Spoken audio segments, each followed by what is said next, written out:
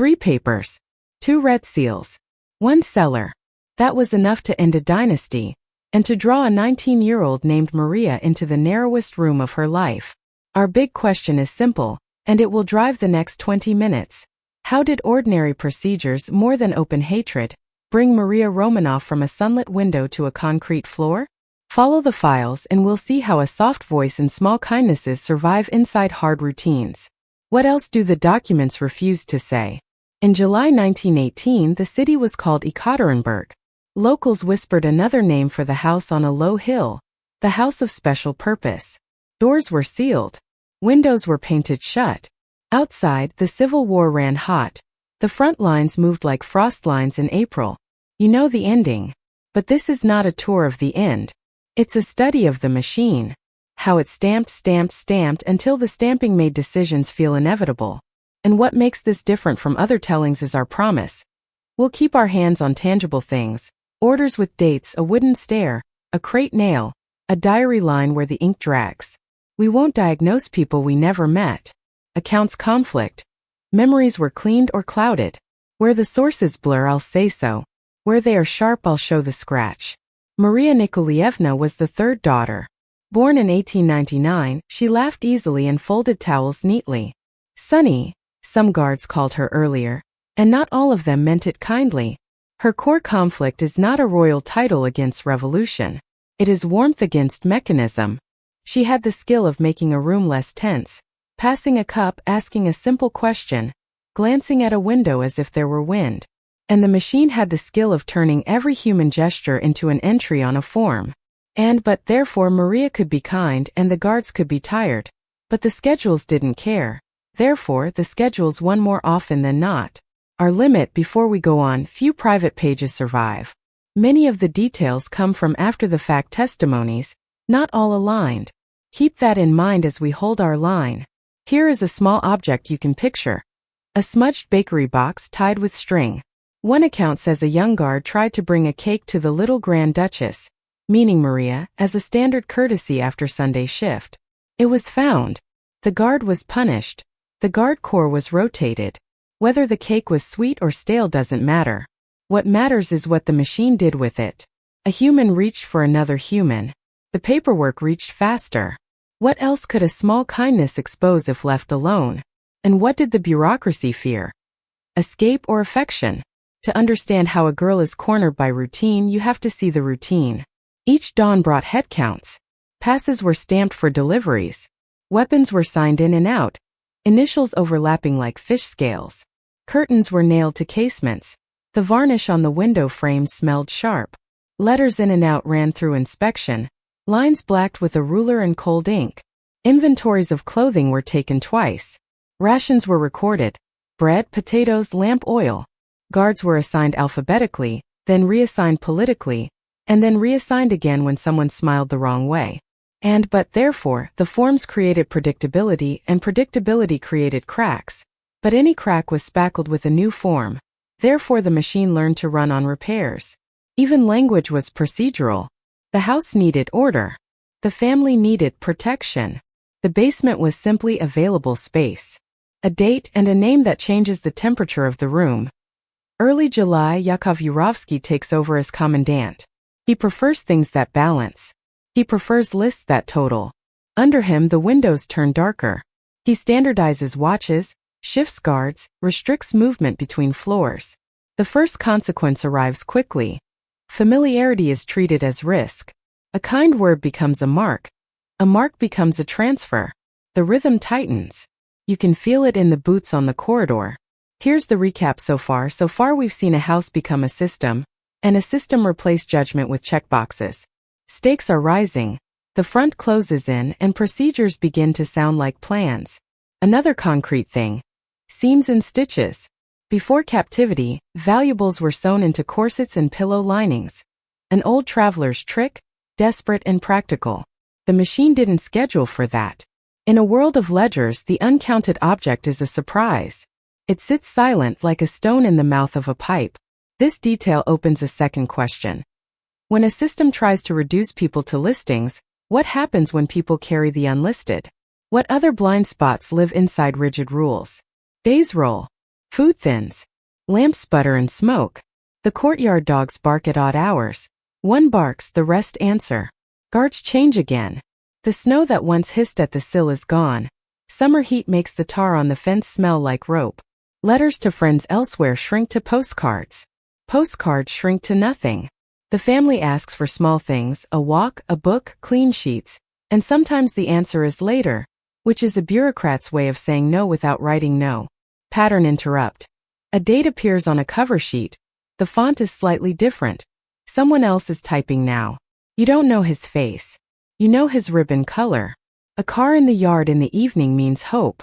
Transfer papers sometimes mean safety and stories. The children fantasize.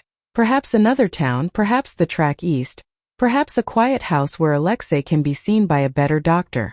We note the limit. There is noise in the sources here. Rumors multiply. Later recollections disagree. But hope is easy to manufacture in a procedural world. All you need is to begin a sentence with pending and end it with approval. And if you are 19 and have lived a long year, pending can feel like mercy. For an hour. There comes a point a system cannot reverse without breaking itself. Committees meet. Someone says, under current circumstances. Someone initials a narrow space beside a red stamp. The language hardens into the passive voice. It will be carried out. This is the point of no return, though no bell rings for it. Doors are checked twice. The basement is swept. A lamp is tested and smokes. Another lamp is fetched. It burns steadier. Outside, wheels on gravel. Inside, footsteps on wood. Here, someone says, not unkindly. Here. And by here he means, stand where the machine has set you. We won't choreograph the last minutes. We don't need to. The important detail is not a muzzle flare. It is a sentence dry and office bright. By decision of the regional Soviet, the key verb is not kill, it is decide. The girls stand close to one another. Language keeps working even now. Terms like security, necessity, expedite do their slow work of dulling consciences. If some accounts say the first volley did less than expected, that too is an administrative problem to a man holding a clipboard in his head. But hear a tiny countersound. A girl once asked a guard about his mother's potatoes. Do they keep well? She said. No one wrote that on a form. It floats up anyway. Afterwards the machine keeps stamping. A cover story goes out like a memo.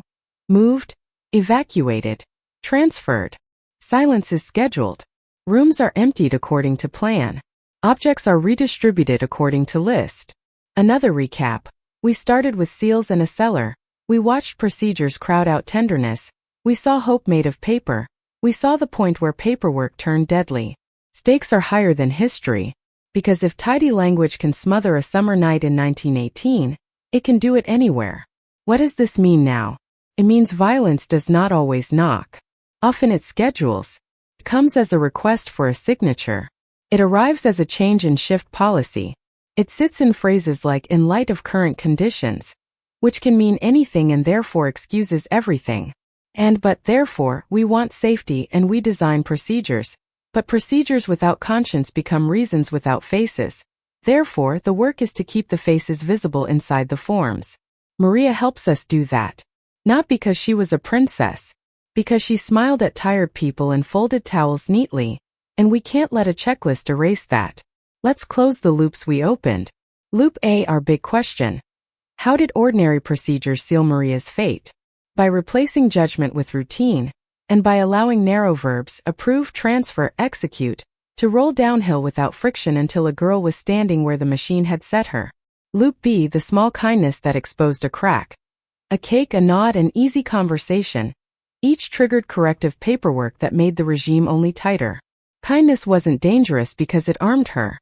It was dangerous because it humanized her. Loop C, the unlisted object. Jewels and seams, yes, but more important, the fact that the human is never fully listable. Systems hate that. They hate surprise. When surprise appears, they answer with more system. Remember one image. A window frame, paint still sticky, holding the reflection of a girl who thinks there might be a train tomorrow. Keep that picture. Next, we'll follow the afterlives of the names and the rumors, the strange journeys of identities that outlived their bodies, and what those stories reveal about how we remember. There is a sound people forget to mention. Paper lifted from a desk at night. Not a shout. A sheet. Somewhere in Yekaterinburg a clerk folded a message that said the matter was settled. The words were smooth. The floorboards were not. A broom rasped in the hallway. A key turned twice. We follow the paperwork because that is what outlived the breath. But therefore bodies are mortal and phrases are durable. But durable phrases can hide intent. Therefore, if you want to see the truth, you have to scratch the ink until it squeaks. A chipped wall speaks without melodrama. You can see the gouges where a crate once stood. The faint ring where a bucket sweated against plaster. Nothing mystical. Just marks left by labor. In testimony given years later, men argued about how many lamps were carried down, who held which door, whose revolver jammed. The disagreements matter because they reveal a culture where accuracy was less important than alignment. According to instructions, someone said, as if instruction could absolve direction. Why is that important? Because instruction without inspection becomes permission. What question does that raise? If a system trains you to think in passive verbs, how long before you feel passive yourself? And the turn, however, even passive language leaks. It leaks details we can hold. A second artifact. A line item. Cloth, shoes, hair ribbons, buttons, a brooch that might be glass. Lists of effects exist to ease conscience. If everything is recorded, then perhaps nothing has vanished. Except something always vanishes. The body heat that shaped those objects. You can't enter that on a ledger. Worse, the more complete the list looks, the more serene it feels to check the box at the bottom. The machine loves the neatness of totals. The human is Messier. We keep returning to this because it is the hinge between a kind gesture and a sealed cellar. Neatness raised to a moral value. Immediately after, the city held its breath. The rumor-making starts where the paper trail ends. They were moved. They left at dawn. They are in perm. Silence is loudest when it comes with confident detail. Doors in the house of special purpose opened and closed for new uses. Sounds changed. The same corridor now led to different rooms. Guards avoided long looks. One coughed more than before. Pattern interrupt. A horse snorted at the hitching post outside as if the air itself were heavier. Here's the recap to reset your footing. Thus far we tracked an ethic of procedure as it narrowed into a plan, watched language carry weight that shoulders should have carried, saw lists act like blindfolds. Stakes increase because the truth now must fight not only fear but order. Out beyond town, roads turn to ruts and the ground smells of clay. Accounts diverge here. Some mention acid, some mention firewood, some speak of a pit found by chance, others of a site chosen by map and care. We won't assign what we cannot establish. We will draw the contour. A hasty concealment framed as necessity, then revised by further necessity. Systems make their own emergencies. But therefore, a cover story needs a cover and a cover needs upkeep. But upkeep is work and work invites mistakes. Therefore, mistakes became footprints. Decades later, boots would step into those prints. What about Maria specifically? We cannot peel her away from the group without inventing. We can say that witnesses who remembered anything gentle tended to remember her. A mug passed, a door steadied, a question about potatoes. In procedural environments, kindness makes time slow down. You note it because it does not fit the form, which makes it dangerous. This is not sentiment. It's a field note. Why is a question about potatoes risky? Because it insists the guard has a home. Paperwork works better when people are only roles. Inside the house, someone finally opened a window. Paint stuck to the sash. Hot air rolled in with dust and a trace of tar. The smell of lamp smoke lifted. Light struck the places where beds had been and found the passwords they left. Imprints, threads, the soft triangle of dust behind a chair leg. There is no romance in these details. There is only evidence that life had weight. And the question this opens: how do we ensure that evidence keeps its power when language tries to sand it smooth? Transition. Yet the sanding never fully succeeds. Telegram lines slackened. New stamps were carved. Committees wrote minutes that read like weather reports. Conditions, flows, changes in direction. People who do not want to hear a story ask for climate instead. They widen the lens until faces are dots. We pull the lens back in. We say a name, Maria. We keep our why now promise. Procedures still run our lives, at airports, in hospitals, In offices where requests die of exhaustion, the lesson is not to hate forms. It is to protect judgment. It is to ask each time we initial a box, which face is this protecting and which face is it erasing? Let's tie our loops closed with a firmer knot. Loop A, the big question. How did ordinary procedures seal Maria's fate? Step by step, by replacing choice with habit and habit with mandate, so that when a fateful sheet slid across a desk, no one felt the moment deserved a breath. Loop B, the cake and the crack. Small kindness created unscheduled complexity. The machine hates the unscheduled. It responded with a swap, a sanction, a tighter ring. Loop C, the unlisted. Jewels sewn into seams are literal, but the metaphor is plainer. People carry value that inventories cannot predict. Rigid systems call that noise. Good systems call it signal. We stand almost at the last minute. Retain one sensory pin to anchor the memory. A fingernail scraped a line into a wooden rail. Just one. It means nothing cosmic. It means a hand was here. If you remember that, the slogans lose a little of their shine. Pattern interrupt. Contrary to intuition, neat paperwork does not equal clean conscience. It only equals speed. And when speed meets fear, you get certainty without clarity. Therefore, if you want a different ending in your own world, slow down the verbs. Ask who stands in the sentence. In the years that followed, the file changed color. Locals whispered less and historians spoke more. Graves were searched for and argued over. Bones were lifted, tested, lifted again. Science said one thing. Politics sometimes asked it to say another. Families and churches wrestled with how to bless a conclusion. We will not litigate identities here. We will mark the arc. Rumor swells. Rumor meets record. Record bends. Record holds. The house is gone. The ground bears plaques. The story still shakes free of its forms whenever a listener pauses at a short word. Here. We close where we began. 3 papers, 2 red seals, 1 cellar. But now the objects have changed weight. Papers are not neutral. Seals are not decorations. A cellar is not only a room, it is a proof that rooms can be made to serve verbs. The question we opened asked how ordinary procedures could kill. The answer is ordinary too. They killed by making everyone feel like no one was responsible. And we place our final stake in the present. You will meet this machine again. It will smile as policy. It will shrug as guidelines.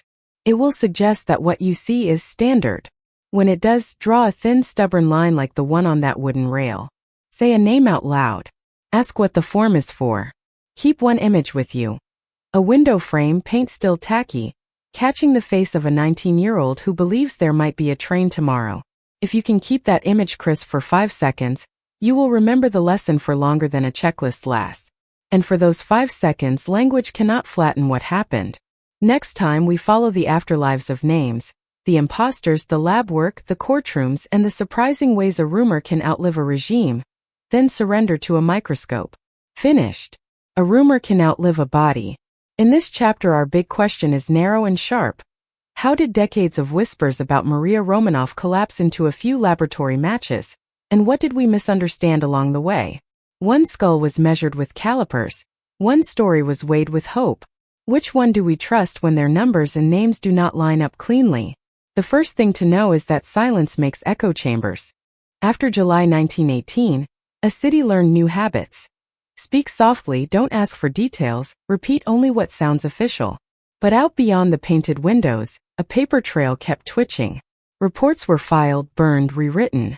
A lone investigator gathered artifacts, a scorched icon, cartridges, soot-blackened earth, trying to stitch a narrative from fragments. He could prove a process, shots, acid, fire, yet not pin a name to each fragment. That gap became a door. Through it, rumor walked in wearing borrowed shoes. The 1920s and 30s added characters the files did not expect. Letters arrived from women who said they were a daughter. Most named Anastasia because the world loved the smallest legend, but Maria sometimes floated behind her, the quieter claim. Not the miracle, the possibility. Therefore, grief wanted a survivor and courts wanted certitude. But witness memories bent under time and motive. Therefore, proceedings dragged through decades, leaving a fog thick enough to grow myths. What matters to us is not the theatrics. It's the mechanism by which absence recruits imagination.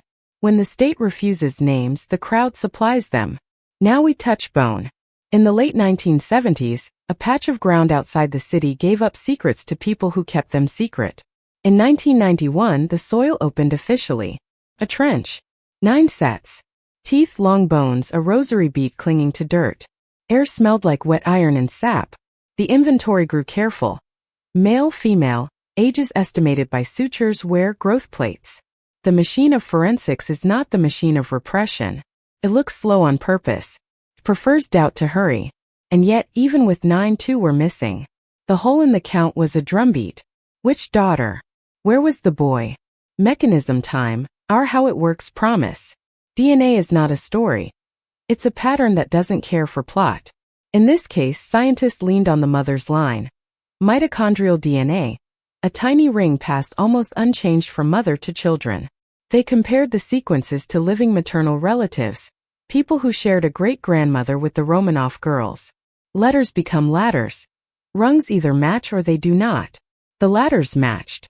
The who began to harden into these. But absence still argued from the corner. 2 were not there. A question stays open. Did the procedure of murder produce the last confusion of identity? A turn quiet but decisive. 1998.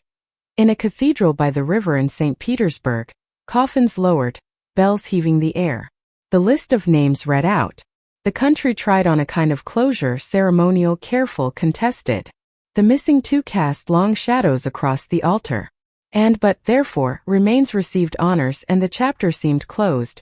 But closure without completeness never seals. Therefore, searchers kept walking the woods with maps and memory. Pattern interrupt. Heat shimmer above summer ground. A thin smell of ash where no fire burns. 2007 brings a shovel strike on bone at a second site. Close to the first as a footnote is to a page. 2 partial sets, small, fragile, brittle as meringue in places. Early analyses traveled the same ladder. Mitochondrial DNA from the same maternal line. Nuclear markers where possible. Age estimates from growth. The drumbeat softened. The boy in one sister. Which sister? The answer, most studies said, was Maria, based on age range, bone size, and the arithmetic of who remained unaccounted for in the first grave. But unanimity is not a law. It is a wish. Morphology between teenage sisters can rhyme. Reports hedged their verbs. Consistent with, compatible with, strongly suggests. We keep those verbs intact because they are honest about limits. While labs counted, stories tried one last growth spurt. Courts revisited rulings about imposters. One famous claimant's cells, preserved on a surgical slide, declined the fairy tale when asked to rhyme with the imperial line. Newspapers printed both the science and the size. Churches weighed evidence with liturgy in one hand and history's bruises in the other. Re-examinations were ordered. Reports were updated with longer appendices. If you listen closely, you could hear 2 languages rubbing together. The patient grammar of the lab, and the moral cadence of remembrance. Friction made warmth and smoke. Let's tuck a sensory pin here to hold the thread. In a clean room, a technician cracks a tube and the smell is faintly of alcohol and something sweet plastic. She glances at a paper with 3 lines highlighted. Locus allele match. She does not say the name Maria out loud. She says the number. Names come later or not at all depending on who holds the form. So where is Maria in this tunnel of testing and ceremony? Here, in the quiet correction of the record. For years, popular memory misplaced her behind louder silhouettes. The bone arithmetic restored her to the circle, not as legend, as the ordinary daughter whose remains were, at last, likely present in a small sealed packet labeled not with a title, but with a code. That restoration matters. It collapses the need for fantasies and leaves room for something harder. Grief without loopholes. Recap, 1 sentence. We have watched absence invite rumor, rumor meet bone, bone meet sequence, sequence argue for identification, and identification remain complicated at the edges where teenage growth overlaps and institutional trust wavers. Stakes rise here because the story stops being about whether a princess might have slipped out a door, and becomes about how societies decide when enough truth is enough. Hope, false and then true wears different clothes in this story. The false hope wore pearls and court papers. The true hope wore gloves and held a pipette. But even true hope must submit to humility. Consistent with is not absolute. The lesson is not that science is a new crown. It is that good procedures, transparent, checkable, replicable, are the ethical inverse of the ones that seal debasement. The first kind slows down to make choice visible. The second accelerates to make choice disappear. Point of no return. When multiple independent labs returned the same music from different instruments, the chorus became hard to talk over. Authorities declared the search complete. Some institutions dissented for reasons theological, political, or procedural. That tension is part of the file and should stay there. What matters for our single question is that Maria's outline, blurred by stories, resolves inside the circle of family. She is not an exception to history. She is history, specific and finite. Climax, but keep it gentle. In a room with no windows, under a light that hums, a comparison chart lines up and the last glaring gap becomes a narrow gray bar. The gray will never fully vanish. It shouldn't. Uncertainty keeps arrogance out. Yet the weight shifts. The rumor, elastic, profitable, endlessly performable, has less oxygen now. The name returns to its body like a bird to a hand. Not all viewers will feel relief. Some will feel the ache of endings that cannot be rewritten. That ache is honest. Immediate aftermath. Monuments take on new plaques. School paragraphs trim adjectives. A few people who made their living selling doubt change the subject. Families, distant, living light candles in private, because in the end this is not a public spectacle.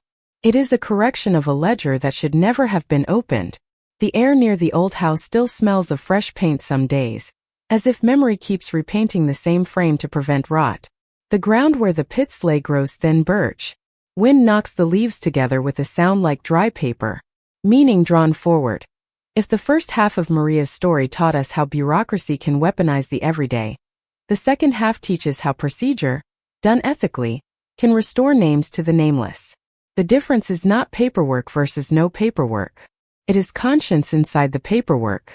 But therefore, we need systems and systems need rules. But rules without transparency breed fantasy or fear. Therefore, keep the doors on hinges, not locks. Let the public see the ladders we climb to say a name. Close our loops. Loop a big question: how did rumor collapse into lab notes? By replacing spectacle with sequence, preference with protocol, and by inviting independent eyes to disagree until disagreement dried up. Loop B, the missing pair. Why did absence echo so loudly? Because neat totals soothe us. The gap made people itch. Closing it removed the economic incentive for myth. Loop C, the misunderstanding. What did we get wrong about Maria? That her story required an escape to be meaningful. It did not.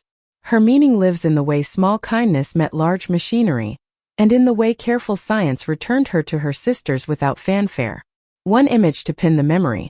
A gloved hand lowering a tiny, labeled envelope into a box, then pausing a beat longer than the protocol requires. A pause is where humanity lives in a procedure. Remember that. Next, we'll step sideways, not forward, into the language the machine used, those dry verbs and cloudy nouns, and practice translating them back into human terms so we can hear danger earlier. Start with a small dictionary on the desk, the kind with a cracked spine and onion skin pages. On one side, in neat serif, the machine's favorite words. On the other, written in pencil, what those words mean when they touch a face. Our big question for this segment: how did language itself, before any order was signed, smooth the path that carried Maria to the cellar? If you can translate the verbs, you can hear the alarm a minute sooner. Transfer. The paper says bodies moved from one location to another. The pencil says people were taken where they did not choose to go. Security. The paper says protective measures implemented. The pencil says we distrusted them and decided fear should choose our actions. Procedure. The paper says a standardized method. The pencil says no one will feel responsible if the outcome hurts. But therefore, institutions need terms to coordinate, and terms can reduce confusion. But when terms become shields, they stop naming the human stakes. Therefore, always ask which face a word is hiding. Pattern interrupt. A single wooden chair under a hanging bulb. The seat is warm from someone who just left. The paper calls this preparation of premises. The pencil calls it getting a room ready for people who won't leave the same. Which version changes your heartbeat? Pending. Favorite. It buys days. It buys silence. It starves decisions until they pass out from lack of oxygen. Pending review can mean we are deciding with care. Can also mean no one wants to be the person who says the quiet part out loud. In 1918, pending sounded like hope in a hallway. In many buildings now it still does. Then as now, the antidote is a question you can ask in any language. Pending why and pending whom? Another entry. Irregularities. The machine's way of describing people who do not fit the form. It can mean a smuggled jewel. Can mean a smile the wrong guard liked. Irregularities are where stories live. The machine wants stories to die of neglect, which is why the machine writes in climate, not weather. Given the conditions. In light of developments. Under the circumstances. Weather washes detail into generality. The pencil writes weather back in name, time, breath, weight. Recap in one breath. So far we've turned the dictionary sideways and found skin under the laminate. We've noticed how neutral words can be tilted until they point like knives. Our stakes rise because translation is a survival skill, not a literature lesson. If you hear normalization, ask who's normal. If you hear clarification, ask who's fog. Selected. That little word is a lever. On paper it means a list was made. In practice it means a value was assigned. In the house where Maria waited, selection hit inside rotation schedules and delivery passes and lists of allowed items. You could feel it in how long a knock lasted and how fast a foot returned up the stairs. But therefore, selection feels gentle when it appears as administrative tidiness. But tidiness can launder intent. Therefore, train your ear to hear the verb's heat, not only its grammar. Pause for a sensory pin. The smell of stamp ink slightly metallic dries on the pad. A hand taps it twice to keep the surface even. That tap, that tiny percussion, tells you more than the word approved. It tells you the body of the approver was present, bored or careful or both. Bodies matter. They keep words from pretending to float. Communication restricted. The paper says risk management. The pencil says we fear what empathy might do to our plan. When letters were redacted, it was not only to prevent escape plots. It was to prevent the softening that names and jokes and domestic crumbs create. A list of lamp oil is easy to dispose of. A sentence about the way paint smells at noon is hard to ignore. The machine knows this. That is why it storms the senses first. Consolidation. Under new management, schedules consolidated. In Yurovsky's ledger mind, consolidations balanced columns. In practice they erased informal allowances, little gaps through which kindness used to slip. Consolidation remains a modern charm word. Sounds efficient. Sometimes it is. Sometimes it means fewer eyes on more power. The pencil test is still good. What human discretion just lost a place to stand? Expedite. This is velocity worship. It works on paper because paper cannot bruise. Expedite says speed is a virtue independent of direction. But speed without inspection is just a fall that refuses to admit it. The basement was not an inevitable place until a stack of expedite verbs pushed the future downhill. If you must move quickly, pair the word with a name. Expedite Alexei's doctor's visit is different from expedite the plan. Names are brakes. Pattern interrupt. Contrary to intuition, passive voice is not always cowardice. Sometimes it keeps attention on what matters. But in administrative writing, passive is a fog machine. It was decided. By whom? It will be carried out. By who? Mistakes were made. Which ones and when and what did they touch? If you cannot plug a face into a sentence, the sentence is trying to make you blind. Let's apply the ABT skeleton to a short scene.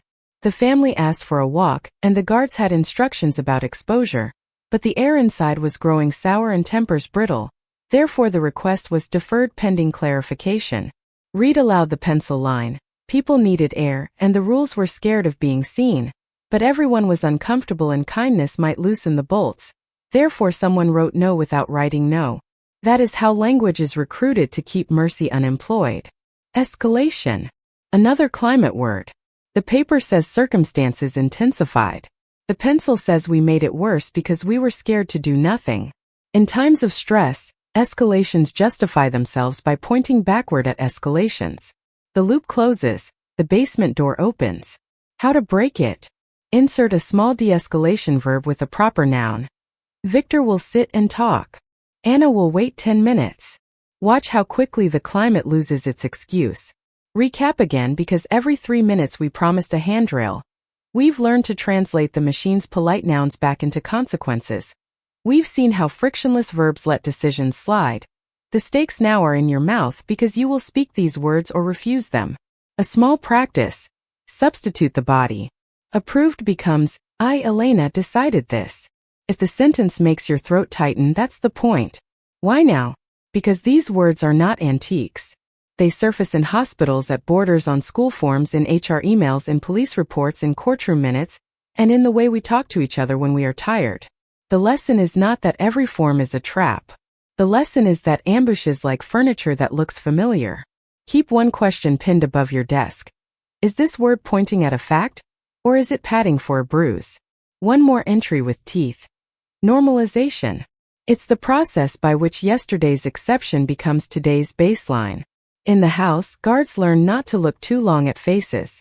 First it was unusual, then it was standard. Language kept pace.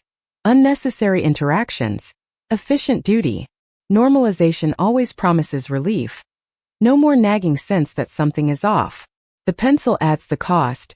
You stop noticing the human temperature of a room. Let's end this segment with a pocket tool you can carry. For steps fast. Name the verb. Swap in a human subject. Specify the object. State the consequence. Example. Communication restricted becomes I, Pavel, will read and black out Maria's letter to her friend, which will make her feel unmoored and will make me feel colder later. If you still want to sign the form after that translation, sign it with eyes open. That is what conscience inside procedure looks like. One last sensory pin to lock the memory. A blue pencil with a dull tip, dragged hard to make the line dark enough to copy. The grit of the paper vibrates through the bone of the hand. The copied sheet is crisp, the original smudged. Copies look cleaner than lives. Do not let the clean copy tell the whole story. Our loops. How did language smooth the path? By sanding the edges off choices until they felt like weather. B. Which words should make your pulse jump?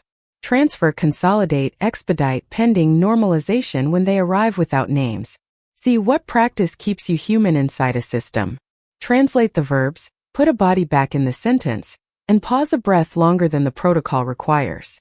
Keep an image. A dictionary on a desk, the machine's words on the left, your pencil translations on the right. Open to the place where pending sits across from someone is waiting. Next, we step into the present tense fully. We will walk through 3 modern rooms, a hospital intake, an office termination, a border screening, and test in real time how this translation method changes outcomes. Open the door to room 1. A fluorescent hallway, beige chairs, the smell of hand sanitizer and warm dust. A monitor chirps. A printer mutters. The sign says TRIA. Our big question here is exact. How does language in a hospital intake shift a living body closer to harm or back toward help? A man arrives breathing fast. Not dramatic. Just fast. His name is Mr. Min. His palms shine. The nurse asks the script. Pain level, allergies, onset time. The screen offers tidy boxes. Non-urgent. Urgent. Emergent. The cursor hovers over non-urgent because he is standing. ABT. He is standing and speaking, and the waiting room is already full. But standing is not the same as safe. Therefore the verb we choose will either slow his blood oxygen or guard it. Translate the verb. Triage non-urgent becomes I, Lynn, will put Min in the 3rd plastic chair for an hour before a clinician sees him, which will leave his chest tight and his wife scared. Now the consequence breeze. Another term appears. Observation hold. Paper says wait and see. Pencil says, we are choosing not to act yet.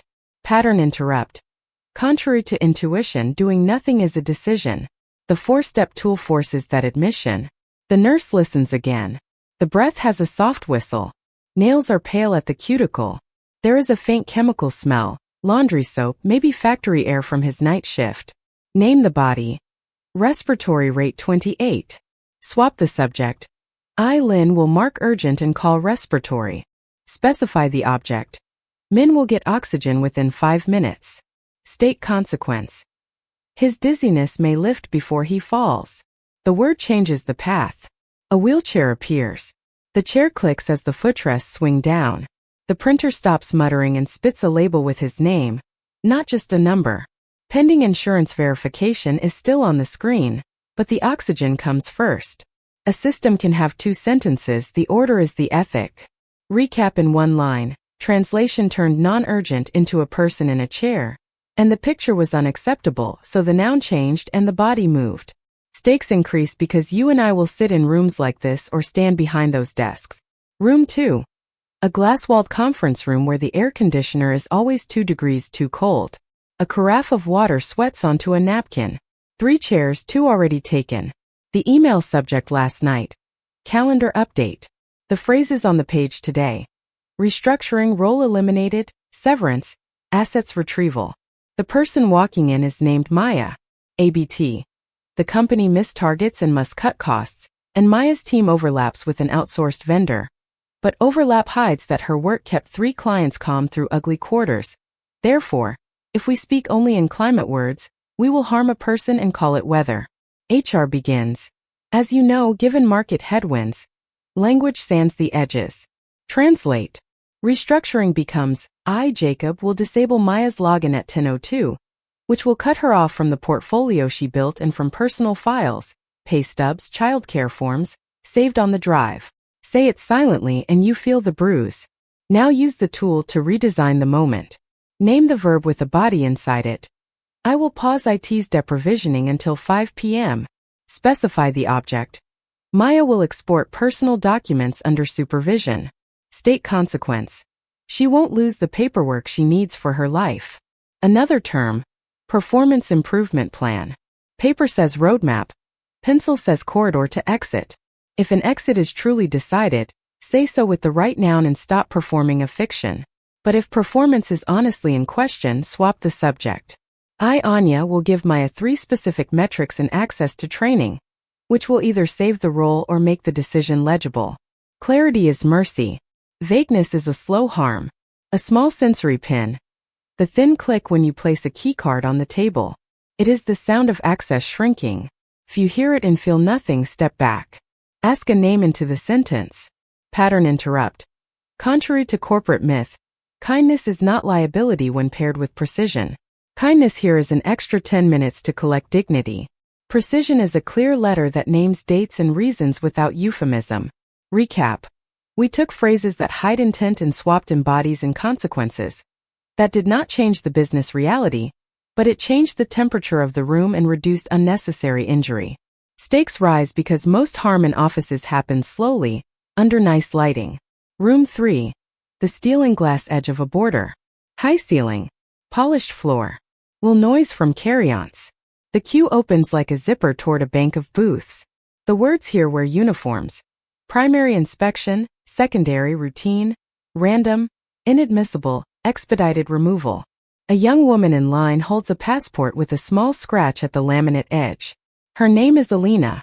She studies in another country. Her visa is real. She is nervous because everyone is. The officer scans. The screen blinks an old admin note from a mistyped middle name last year. He says, step to secondary. Paper says routine. Pencil says, heart rate spikes. The connection she will miss in 90 minutes is the only affordable one today. ABT. The system must keep borders safe and catch bad documents. But a sticky admin note is not guilt. Therefore, the words we use must carry weight equal to the consequence. Translate random. I, Officer Perez, will choose Alina because the screen nudged me, which will risk her missing school orientation and will flood her phone with worried messages. That sentence may change nothing. It should change how he behaves inside secondary. He can still be thorough while being human. Inside secondary, a metal chair scrapes softly. The room smells faintly of toner and cold coffee. The phrase expedited removal sits on a form like a trapdoor. It is a necessary tool against fraud. It is also a life-tilting lever when misused. Use the 4 steps. Name the verb, assign the actor, specify the object, state the consequence. I, Perez, will issue expedited removal, which will ban Alina for 5 years and end her program before it begins. Say it out loud in your head. Do you still believe the typo equals fraud? If yes, proceed with care and documentation. If no, adjust. Another verb appears. Clarify. I, Perez, will call the school at the number on her letter, which may confirm enrollment in 5 minutes. The call is made. A woman at a desk answers with a voice that sounds like winter light. Yes, she's ours. The old note is annotated and retired. Alina walks back out holding her passport like a small animal. The verb changed the outcome. Recap: one breath. Language at the border can tilt futures. Translating verbs into bodies keeps power awake. Names are brakes on speed. Contrary to intuition, none of this requires sainthood. It requires formats with room for names. It requires a culture where a person can say, I decided instead of it was decided, and not be punished for carrying weight honestly. In all three rooms, the machine's words were not the enemy. The enemy was anonymity strapped to momentum. Why does this belong in a story that began with Maria? Because the line between a routine that protects and a routine that erases is always thinner than it looks. In 1918, seals and schedules separated warmth from power until power had no friction left. Today, most rooms are better lit. But verbs still slide. We keep our why now promise by giving you a tool you can use on your next form, your next shift, your next meeting. A quick handrail, 3 practices you can adopt by noon. Before you click approve or deny, write the 4-step translation in a margin. If it reads like harm you wouldn't say aloud, rethink. When you hear climate words, conditions, circumstances, normalization, ask for a weather report. Who, when, what touched, what will be different tomorrow? Add a name. If your sentence resists a name, the sentence is hiding its owners. One more sensory pin to lock the lesson. A blue rubber stamp thumps a passport. The ink is damp for a second. In that second, the officer can still lift the page and choose again. That breath is where conscience lives. Procedures should make room for that breath. Close the loops. Loop A. How does language move bodies? When verbs arrive unowned, they shove. Owned verbs slow down long enough to check direction. Loop B. What words should raise your pulse? Random, expedite, non-urgent, restructuring, pending. Whenever they show up without names and consequences. Loop C.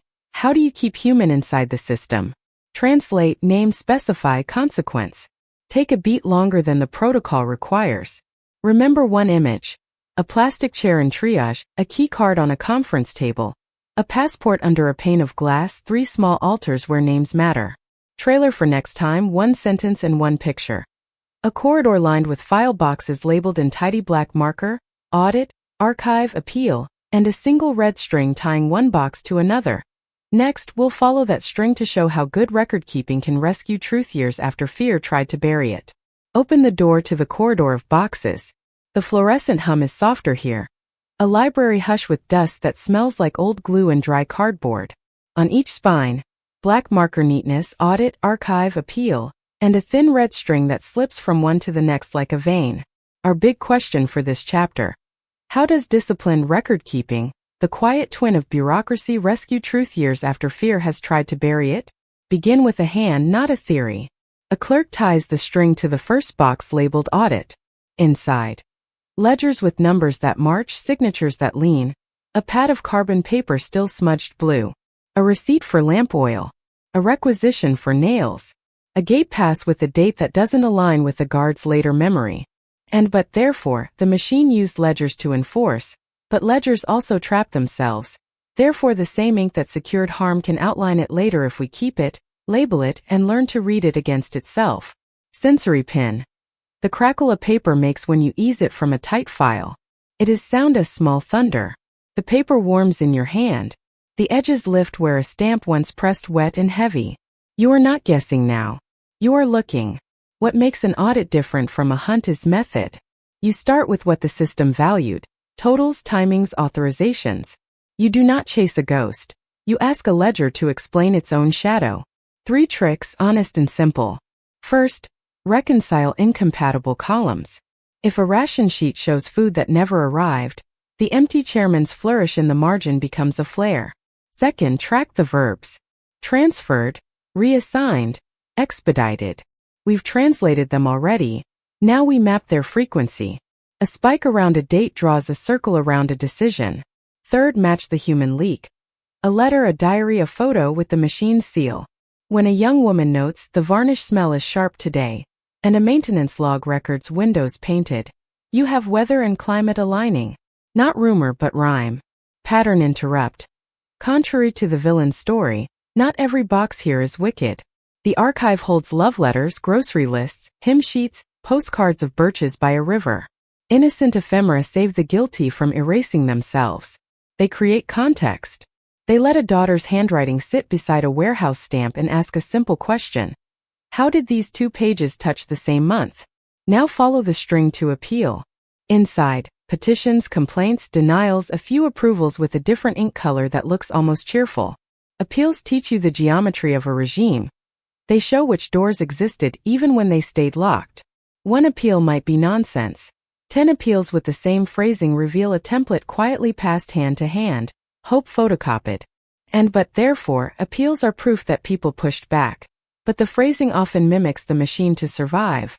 Therefore, the archive preserves not only resistance but the way resistance learned to wear a suit. Recap in a breath. We have a corridor where the machine stored its memory. We have boxes that, opened with care, reverse some of the machine's intention by making it legible. Stakes rise because legibility is what prevents a future clerk from saying, "I didn't know." Bring Maria back into the light without dragging her. An investigator after the fact walks the woods with a shovel and a notebook. He finds a rosary bead clinging to earth, a scrap of wood with a nail crease, cartridge casings with a maker's mark. He sketches. He numbers. He wraps each thing in paper. He writes found near birch, 10 paces from rut. Later, in a room like this one, his notes sit beside directives from an office. The directive says one thing, the bead says another. Which does the archive believe? The answer is neither, until the two are fitted by time, by place, by a chain of custody that a future reader can reconstruct without swearing allegiance to anyone's story. Chain of custody is just a fancy way of saying who touched this, when, and in what state. Write it down every time. The moment a page floats without a timeline, a story gains room to lie. Good archives keep the rope tight. Received 1410 by R. Seal intact. Opened 1412 in presence of K. Contents 3 envelopes, each initialed. It is boring. Boring is a virtue here. Boring beats back imagination until imagination has to earn its keep as inference, not flair. Pattern interrupt. A smell vinegar and iron. Film canisters brittle with age hold negatives. A gloved hand slips one against light. Figures emerge like tide. A fence corner, a window, a face half turned. Photographs do not tell truth. They trap light from a moment.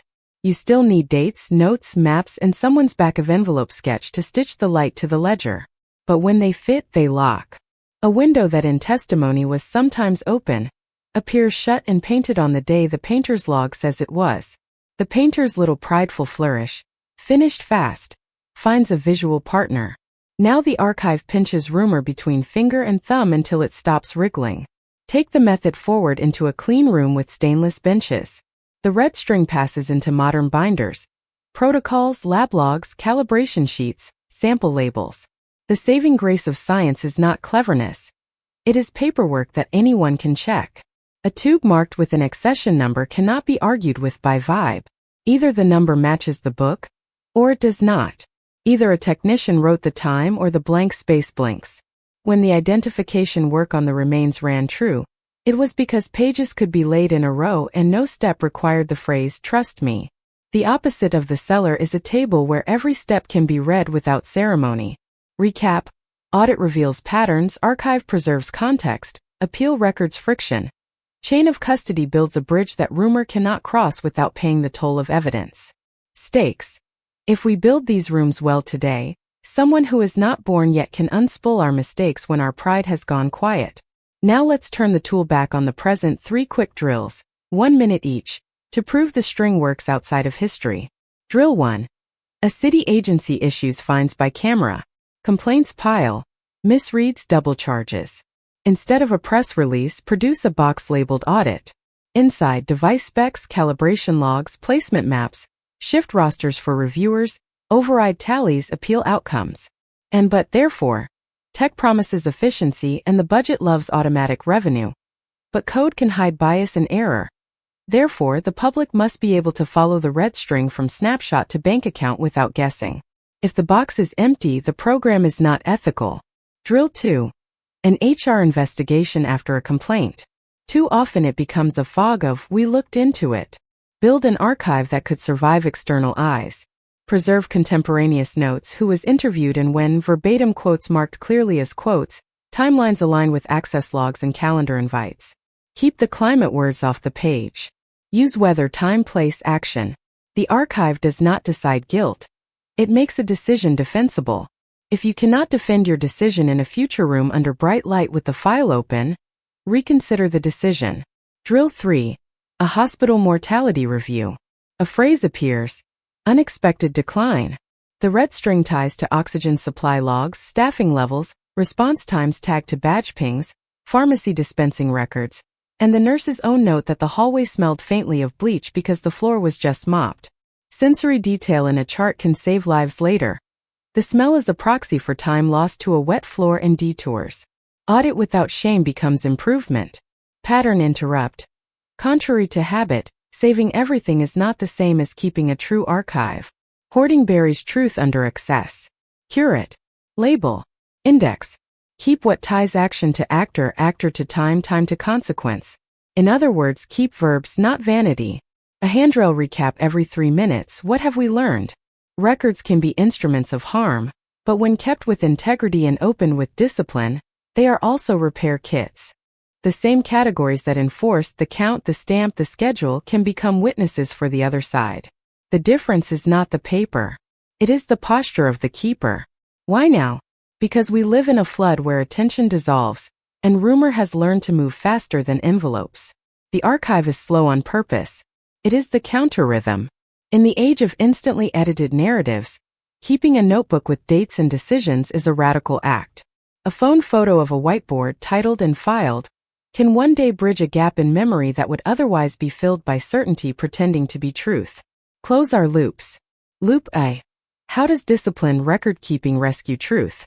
By making routes retraceable so that later courage has a map. Loop B. What distinguishes repair records from regime records?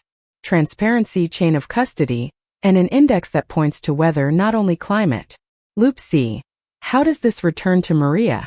The reason we can tell her story without cheap miracles is that someone kept boxes even when it was risky, and someone else opened them even when it was boring. Carry one image out of the corridor. A red string tied around your index finger, then loop to a labeled box. It tugs when your story gets lazy. It insists on names, dates, and the sound a paper makes when you pull it from a tight file. Trailer, one sentence and one picture. A classroom with a chalkboard half erased, 3 circles labeled fear, procedure, and mercy. Next, we'll draw the Venn diagram of power and test where mercy can live without making procedure toothless. A classroom late afternoon. Dust hangs in slanted light. The chalk tray smells faintly of gypsum and old paper. On the board, 3 circles labeled fear, procedure, mercy. The chalk squeaks on the curve. Our big question for this lesson is blunt. Where can mercy live inside procedure without letting fear run the room? And how do we recognize fast which zone we've walked into? Start with the circles alone. Fear alone is panic, rumor, the quick story that feels like safety because it moves fast. In 1918 it sounded like boots hurrying and windows being painted, just in case. Today it sounds like, we can't wait for clarity.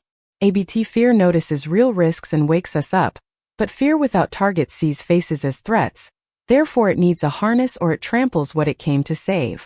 Procedure alone is clean lines and quiet hallways. Forms are complete.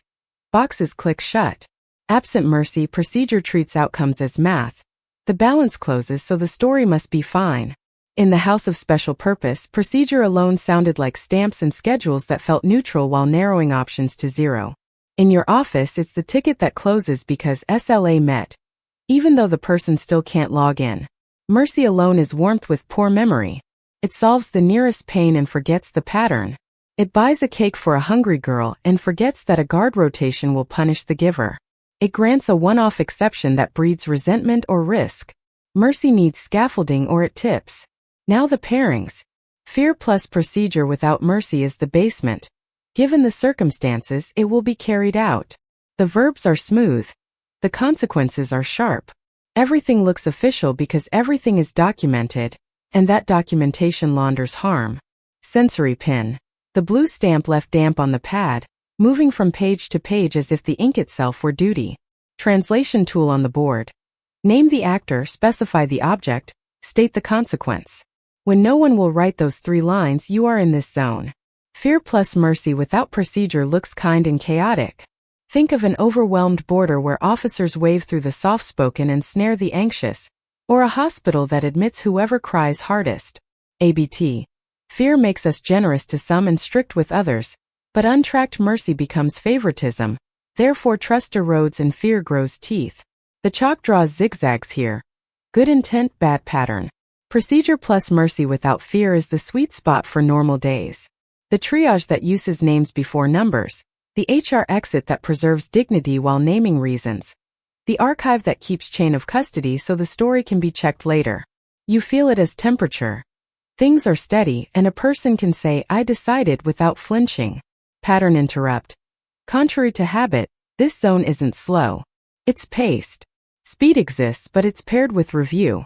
Finally, the triple overlap. Fear plus procedure plus mercy. Is crisis done right? The chalk marks a small almond where all 3 meet. Think of a mass casualty triage that uses colored tags, procedure, to channel a surge fear, while letting any clinician anyone in the room call a stop if a patient's status changes, mercy. It's rare because it requires rehearsal and humility. It's the opposite of improvising cruelty. Recap, alone, each circle deforms. In pairs, 2 combinations injure, 1 heals. In the triple, fear is acknowledged, procedure is bounded, mercy is codified. Stakes. You will stand in one of these zones and call it normal. So we label them now to remove the costume. Let's stress test the diagram with 3 drills. Drill 1. A school receives a bomb threat by email. Fear spikes. The principal sees the circles. If she goes fear plus procedure without mercy, classrooms are locked for hours, students denied bathroom breaks, parents barred from info with boilerplate updates. Harm multiplies. If she goes fear plus mercy without procedure, teachers improvise exits. Some kids slip off campus. Roll calls fail. Instead, she aims for the almond. Procedure. Pre-planned evacuation routes, reunification points, a phone tree. Mercy, water stations designate staff to call parents of students with medical needs.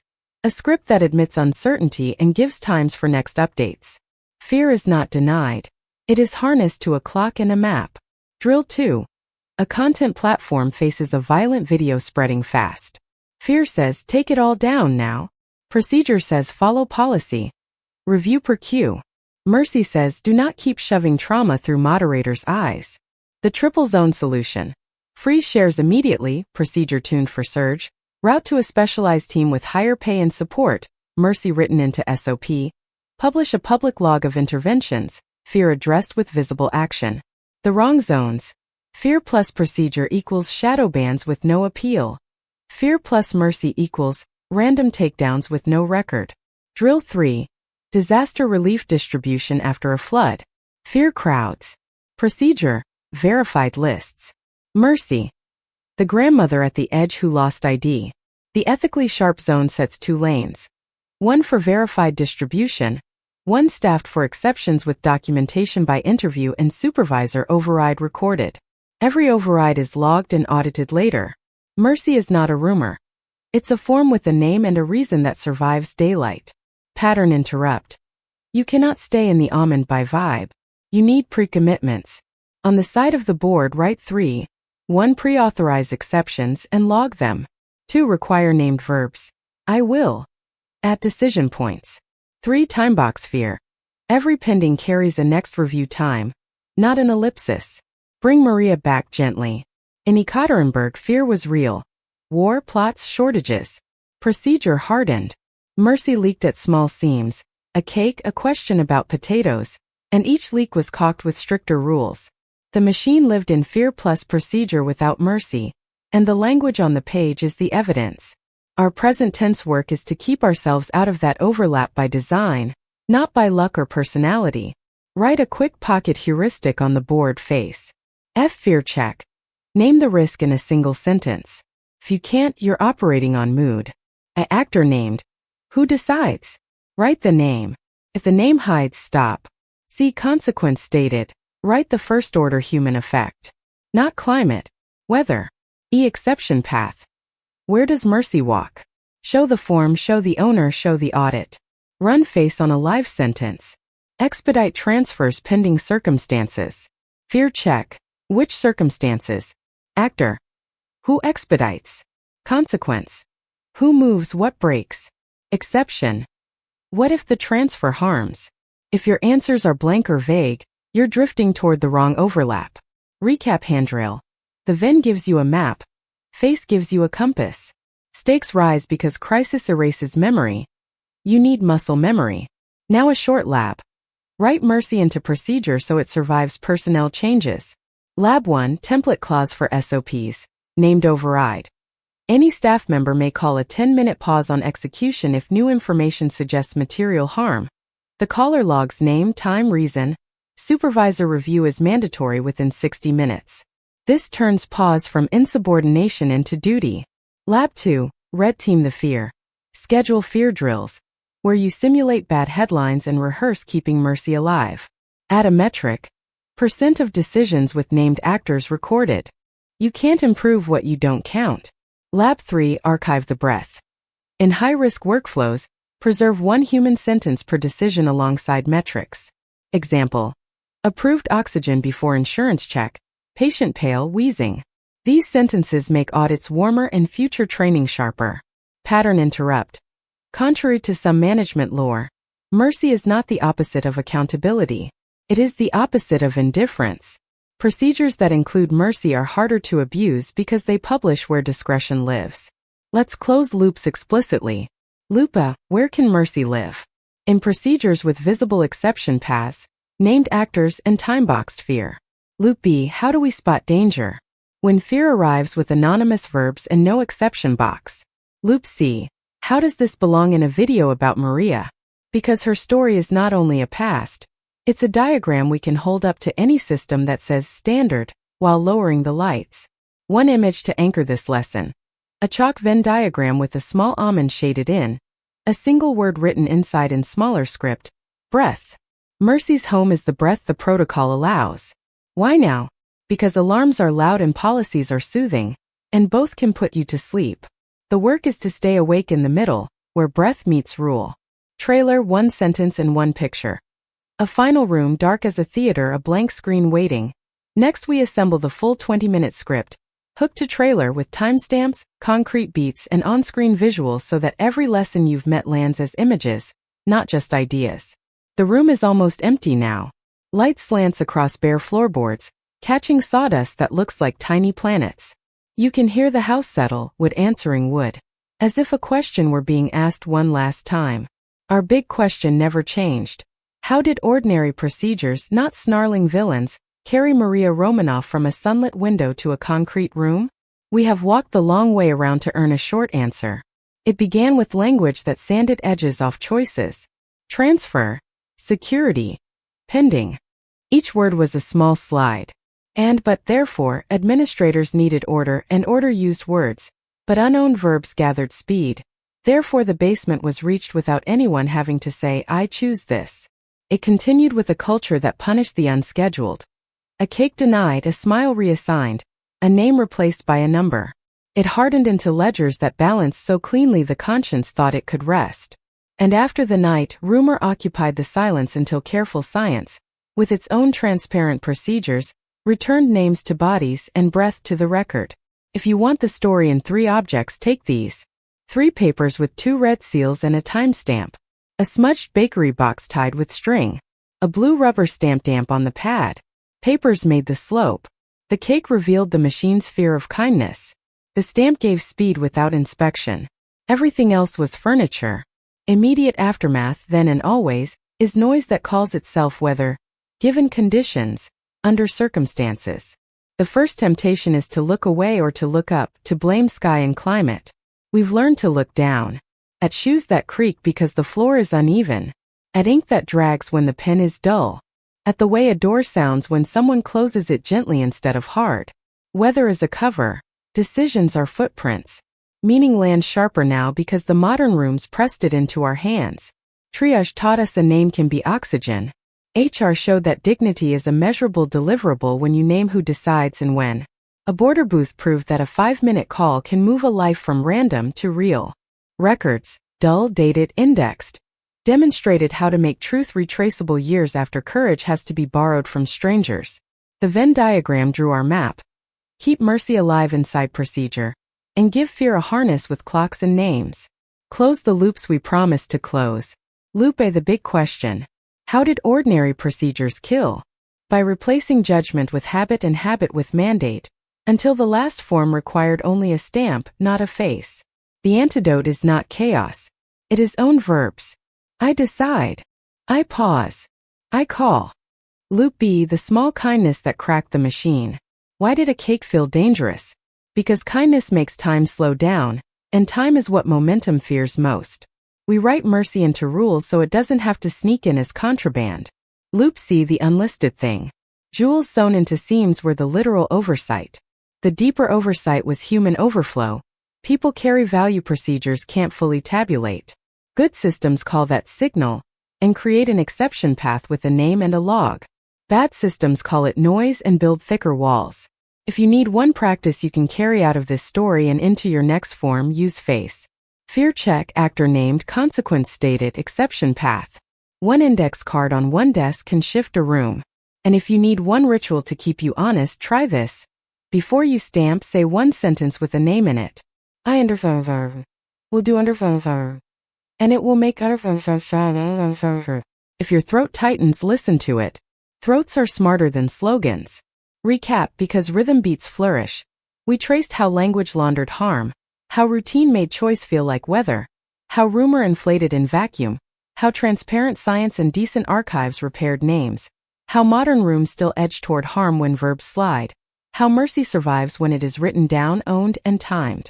Stakes rise every time you touch a lever that calls itself procedural. Stakes fall when you make that lever accountable to a name. Why now? Because our lives are full of rooms that look nothing like Yekaterinburg and work a little too much like it. Because a blue stamp still thumps on paper, and a cursor still hovers over non-urgent, and a border screen still nudges a person toward a door they didn't plan to meet. Because none of us gets to opt out of procedure, we only get to decide whether our procedure remembers breath. Hold one image in your head for 5 seconds. A window frame with paint still tacky. In the glass, the faint reflection of a 19-year-old who believes there might be a train tomorrow. Then pull the camera back and notice something new. A small blue pencil line on a form nearby, the kind that marks a pause. Someone took a breath. Someone wrote a name. Someone slowed the stamp long enough to ask the only question that ever matters in a room like this. What happens to the person on the other side of this verb? That is the lesson worth keeping. Procedures are not neutral. They are choices in furniture. Build them with places to breathe. Final pin for memory, one sentence, one picture. A red string tied from a damp stamp pad to a labeled box to a still tacky window frame. Ink, record, face. So that the next time a form asks for your hand remembers the face. Next, we'll design the breath box itself. 3 practical checklists, 2 scripts, and 1 audit that any team can adopt in a week to make mercy measurable without making procedure toothless.